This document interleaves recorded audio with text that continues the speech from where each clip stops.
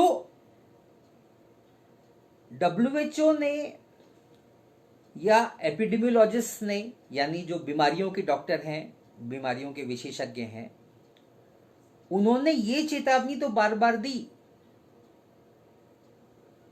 विभिन्न देशों को कि बीमारी फैल सकती है, आप अपनी स्वास्थ्य सुविधाओं को तैयार कीजिए। यहां मैं इतना स्पष्ट कर दूं कि इनमें से किसी ने भी जो इसके पीछे की पूंजीवादी उत्पादन प्रणाली है उस पर सवाल नहीं उठाया। वो इतना ही कह रहे थे कि संभावना बन रही है महामारी फैलने की और देशों को अपनी स्वास्थ्य सुविधाएं उस महामारी से निपटने के लिए अपने आप को तैयार रखना चाहिए। तो खैर, कम से कम इतना तो हुआ। लेकिन उसके बावजूद दुनिया के देशों ने कोई तैयारी नहीं की। क्यों? अब इस सवाल पर आए कि WHO ने अपनी पिछली चेतावनी 2017 में ही दी थी कि दुनिया में, उन्होंने उसका नाम ही दिया डिजीज एक्स, यानी एक्स नाम का एक उन्होंने काल्पनिक वायरस का नाम रखा कि डिजीज एक्स दुनिया में कभी भी फैल सकती है, महामारी का रूप ले सकती है और दुनिया के देशों को अपनी स्वास्थ्य सुविधाएं इस तरह की महामारी फैलने पर उसे निपटने के लिए तैयार होना चाहिए। लेकिन कुछ एक देशों को छोड़कर, जहां पर की जनपक्षधर सरकारें हैं, जहां पर की सरकारें कंपनियों के नफे के लिए नहीं चलती, लेकिन उन सरकारों का पूरा ओरिएंटेशन लोगों को बेहतर सुविधाएं उपलब्ध कराने में है, जैसे क्यूबा या वेनेजुएला या अब निकारागुआ, इन देशों को छोड़ दिया जाए तो दुनिया के कोई भी देश ने अपनी स्वास्थ्य सुविधाओं को इस तरह से तैयार नहीं किया है कि वो इन महामारियों के फैलने पर तुरंत कार्रवाई करे और कम से कम लोग मरे। क्यों? ऐसा क्यों हुआ? उसका कारण है कि दुनिया के ज्यादातर देश पूंजीवादी देश हैं। इन सारे देशों में यहां की सरकारें अपने देश के पूंजीपतियों के फायदे के लिए चलती हैं।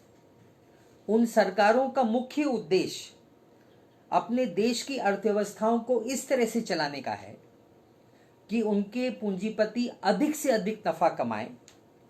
उन सरकारें का मुख्य उद्देश्य ये नहीं है कि लोगों को बेहतर से बेहतर सुविधाएं कैसे उपलब्ध कराई जाएं, बढ़िया से बढ़िया स्वास्थ्य सुविधाएं, अच्छी से अच्छी शिक्षा, बढ़िया घर वगैरह वगैरह। ये सरकारों का ये मुख्य उद्देश्य नहीं है। उनका मुख्य उद्देश्य यही है कि लोगों को अधिक से अधिक कंपनियां अधिक से अधिक नफा कैसे कमाएं।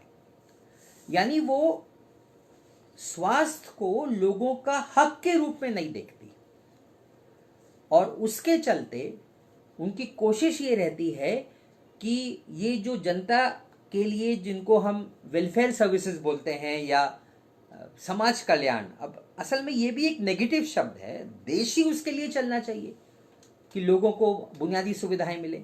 लेकिन चलिए, तो लोगों को सामाजिक सुविधाएं मिले, ये इन सरकारों की प्राथमिकता नहीं है और यही कारण है कि वो इन पर न्यूनतम संभव खर्च करते हैं। और ये विकसित देशों में भी है। विकसित देशों में अभी तक जो ज्यादा अच्छी स्वास्थ्य सुविधाएं थी वो इसलिए नहीं थी कि वो लोगों को वाकई वो देना चाहते थे। वहां पर चूंकि जबरदस्त आंदोलन हुए थे और वहां की सरकारें, चूंकि वहां पर बड़ी बड़ी कंपनियां हैं और नफा बहुत है और सरकारें के पास भी पैसा ज्यादा है उसके चलते, क्योंकि टैक्स की आमदनी ज्यादा है, तो ऐसे में वहां की सरकारों के लिए उन लोगों के आंदोलन के जवाब में उनके लिए ये संभव था कि वो लोगों को थोड़ी बेहतर स्वास्थ्य सुविधाएं दे दें। यानी उन्होंने वो मजबूरी में किया।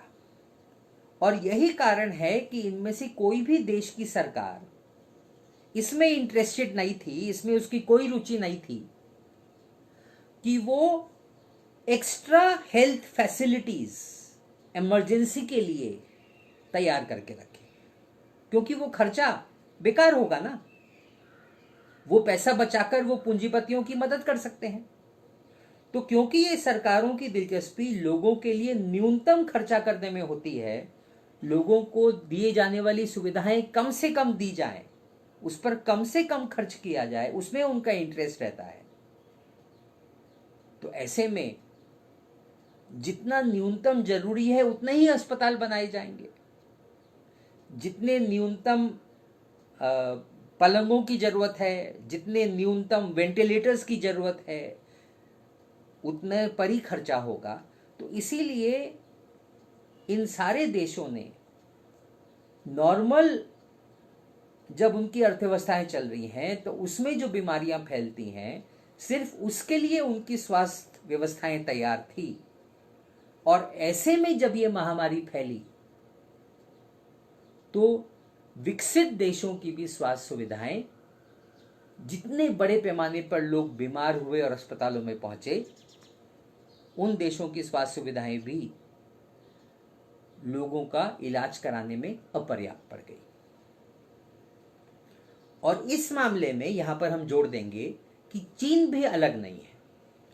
ये सही बात है कि चीन उस तरह का पूंजीवादी देश नहीं है जैसे चीन हो या जैसे अमेरिका हो या इंग्लैंड हो। वहां की कम्युनिस्ट पार्टी का शासन है, लेकिन वहां की कम्युनिस्ट पार्टी भी योजनाबद्ध तरीके से अपने देश में पूंजीवाद को छूट दे रही है, पूंजीवाद विकसित करते चली जा रही है। चीन में भी गैर बराबरी तेजी से बढ़ी है और बड़ी संख्या में संपत्ति मुट्ठी भर लोगों के हाथों में केंद्रित हुई है।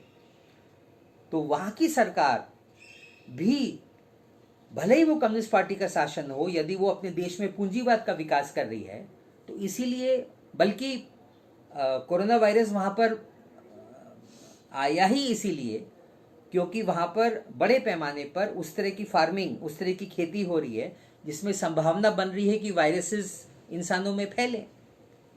तो चीन ने भी कोई एडवांस तैयारी नहीं की थी कि यदि इस तरह की महामारी फैलती है तो जल्दी से जल्दी उसको कैसे रोका जाए। अब ये अलग बात है कि एक बारी जब महामारी फैलना शुरू हुई तो वहां की सरकार ने बड़ी दृढ़तापूर्वक कदम उठाए पूरे, क्योंकि एक कम्युनिस्ट पार्टी का शासन है, एक पार्टी शासन है, एक प्रकार की तानाशाही है।